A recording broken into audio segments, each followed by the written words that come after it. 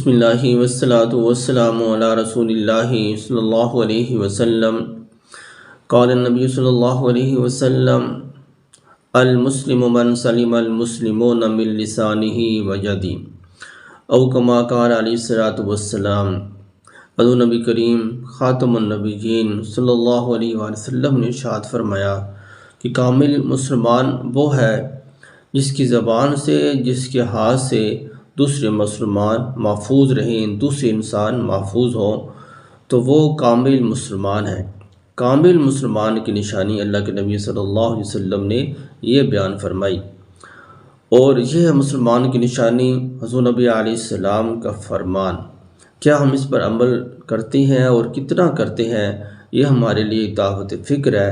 اس کا پتہ حضور نبی علیہ السلام کے فرامین پر عمل کرنے کا پتہ تب چلتا ہے جب ہم پر ان فرامین پر عمل کرنے کا وقت آتا ہے۔ اس وقت پتہ چلتا ہے کہ ہم کتنا عمل اس پر کر رہے ہیں۔ حالیہ دنوں میں ہمارے ملک کے پاکستان کے صوبہ پنجاب کے شہر لاہور کے اندر ایک بہت ہی افسوسناک واقعہ رونما ہوا کہ ایک خاتون نے عربی رسم الخط کی ایسی کوئی ڈیزائننگ تھی اس کی کرتی پر، اس نے وہ کرتا پہنا ہوا تھا۔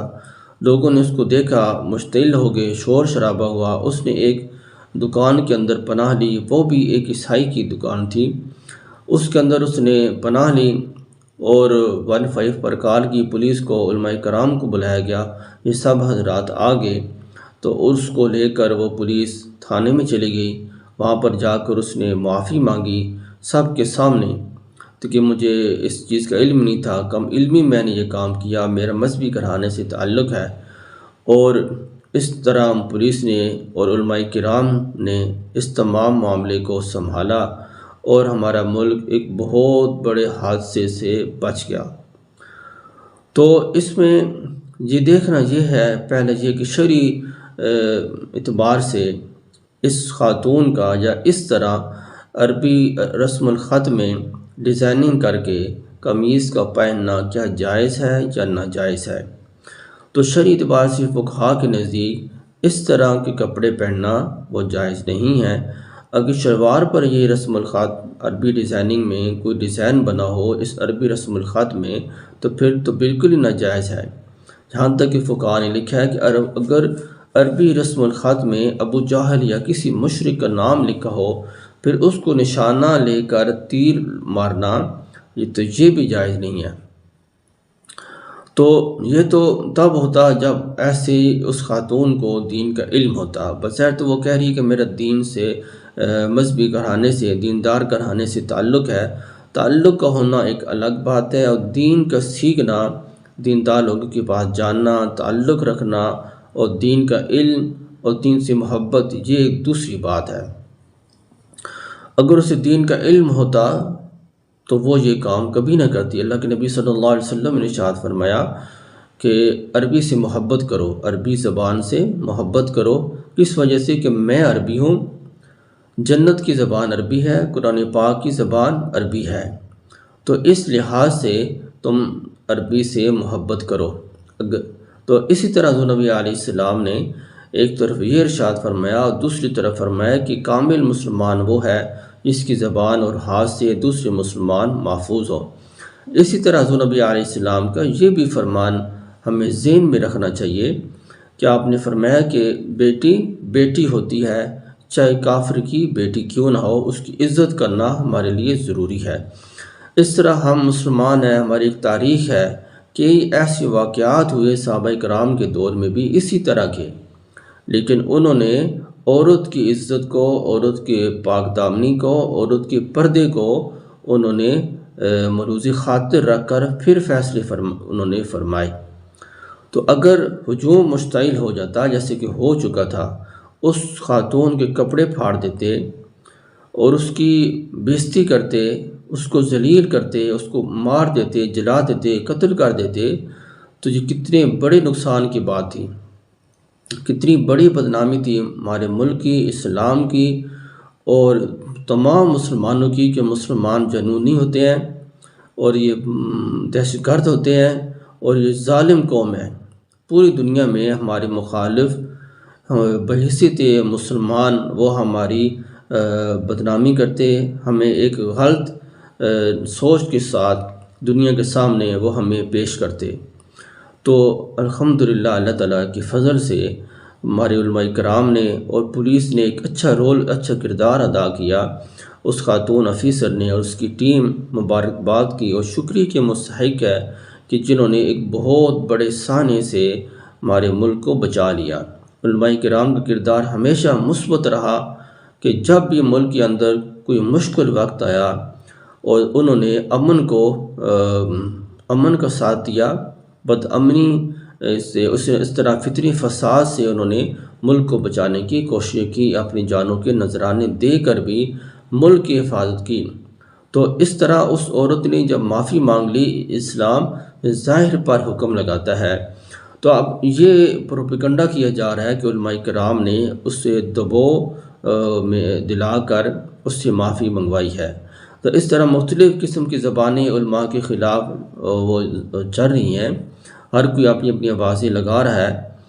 تو شرعی نقطہ نظر سے فقہاء نے یہ بات لکھی ہے کہ جو آدمی علماء کے خلاف باتیں کرتا ہے اور زبان درازی کرتا ہے، انہیں طعن و تشنیع کا نشانہ بناتا ہے۔ یہ ہمارے ملک میں ویسے بھی ایک ماحول ہے کہ جب بھی علماء کے خلاف کوئی بات مل جائے چھوٹی سی، تو میڈیا بھی اس کو اچھالتا ہے اور لوگ بھی اس میں بڑھ چڑھ کر حصہ لیتے ہیں، علماء کو خوب بدنام کرتے ہیں۔ تو لیکن جب معاملہ ٹھنڈا ہوتا ہے تو معاملہ اس کے برعکس ہو جاتا ہے کہ ان کا کوئی قصور بھی نہیں ہوتا، اتنی بات نہیں ہوتی جتنی اس کو بڑھا چڑھا کر بیان کیا جاتا ہے اور بنایا جاتا ہے۔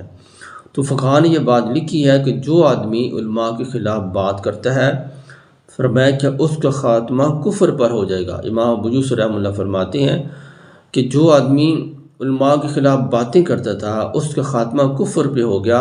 قبر کھول کر دیکھ لو کہ اس کا چہرہ قبلے کی سے مڑ چکا ہوگا، دوسری طرف ہو گیا ہوگا۔ اور اسی طرح جو آدمی علماء کے خلاف باتیں کرتا ہے، طعن و تشنیع کرتا ہے، ان کی غیبتیں کرتا ہے، تو فقہاء نے یہ بات بھی لکھی ہے کہ اللہ تعالیٰ اس کی 7 نسلوں سے دین مٹا دیتے ہیں، دین سے دور ہو جاتا ہے۔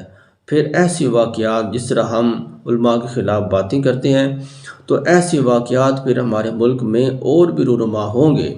اسی طرح کے اگر ان لوگوں کا بھی علماء سے تعلق ہوتا جو اس وقت مشتعل ہو چکے تھے، کچھ سیکھ لیتے، کسی سے پوچھ لیتے کہ یہ کیا معاملہ ہے، اس کی کرتے پر صرف حلوہ لکھا ہوا تھا، تو جس کا جو ایک کویت کی کمپنی ہے جس نے یہ ڈیزائننگ کی ہے، تو وہ یہ کہہ رہی ہے کہ ہماری اپنی زبان ہے، ہم جس طرح مرضی چاہیں اس کو استعمال کریں۔ وہ تو اس طرح کہہ رہے ہیں، اس کا زبان محبت اور پیار ہے، اور اس کے علاوہ اس کے اوپر ایسے ڈیزائننگ تھی، زبر زیریں، اس طرح مختلف حروف لکھے ہوئے تھے۔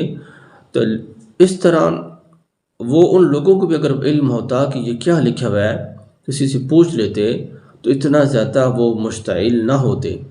تو ہمارے دین سے محبت کا تو اس طرح لگاؤ کا تو یہ حال ہے کہ صفا مروہ پر میں ایک دفعہ میرے اپنے ساتھ یہ واقعہ ہوا، وہاں پر میں موجود تھا۔ تو ہمارے ایک پاکستانی پنجاب کے رہنے والے ایک بزرگ، انہوں نے پگڑی اور اس طرح جو کرتا اور چادر پہنی ہوئی صفا مروہ پر وہ دوڑ رہے ہیں۔ تو وہاں پر ایک عربی نے جو وہاں پر خادم تھے، انہوں نے مجھ سے پوچھا کہ یہ کیوں بزرگ یہاں پر دوڑ رہے ہیں؟ تو میں نے کہا کہ مجھے علم نہیں ہے۔ جب میں نے ان سے پوچھا کہ چاچا جی آپ ادھر کیا کر رہے ہیں، تو آپ نے احرام بھی نہیں باندھا ہوا اور یہاں پر صرف حج والے، عمرے والے لوگ یہاں پر صفا مروہ پر سعی کرتے ہیں۔ تو وہ بڑے افسوس کی بات ہے جو انہوں نے جواب دیا، دین سے دوری کہ اتنے وہ خرچہ کر کے وہاں پر گئے، لیکن انہیں حج کرنے کا، حج کے ارکان ادا کرنے کا بالکل علم نہیں تھا۔ وہ کہنے لگے کہ مطاف میں رش تھا، میں نے تو کعبہ کے چکر لگانے تھے، وہاں پر رش تھا، تو میں نے کہا جو چکر ادھر لگانے وہ ادھر ہی لگا لیتا ہوں۔ تو اتنا ان کے علم نہیں۔ اسی طرح ایک اور بزرگ، تو وہ جو حرم سے باہر نکلے تو وہاں پر لائٹوں والے کھمبے لگے ہوتے ہیں، ٹاور ہوتے ہیں، اور ان کو کنکریاں مارے ہیں۔ تو ان سے پوچھا بابا جی ادھر کیوں کنکریاں مارے ہو؟ کہنے لگے کہ میری طبیعت ٹھیک نہیں ہے اور منا مزدلفہ میں جانا بہت دور ہے، تو میں نے کہا کنکری مارنی ہے، پتھر ہی مارنی ہے، چلو اسی کو مار لیتا ہوں۔ تو یہ ہے ہماری دین سے محبت اور دین سے لگاؤ کا حال۔ اگر اسی طرح رہے گا تو پھر اس طرح کے واقعات ہمارے ملک میں اور بھی رونما ہوں گے۔ تو الحمدللہ اللہ تعالیٰ نے ہمارے ملک کو ایک بہت بڑی بدنامی سے بچا لیا۔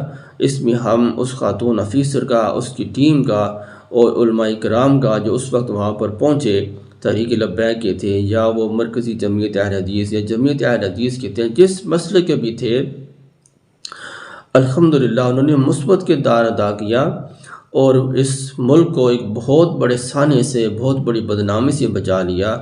دعا کہ اللہ تعالیٰ ہمارے ملک کی ہر طرح کے شرور و فتن سے حفاظت فرمائے اور ہمیں دین سیکھنے کی اور علماء کرام کی ادب و احترام کرنے کی بھی اللہ توفیق عطا فرمائے۔ السلام علیکم ورحمۃ اللہ وبرکاتہ۔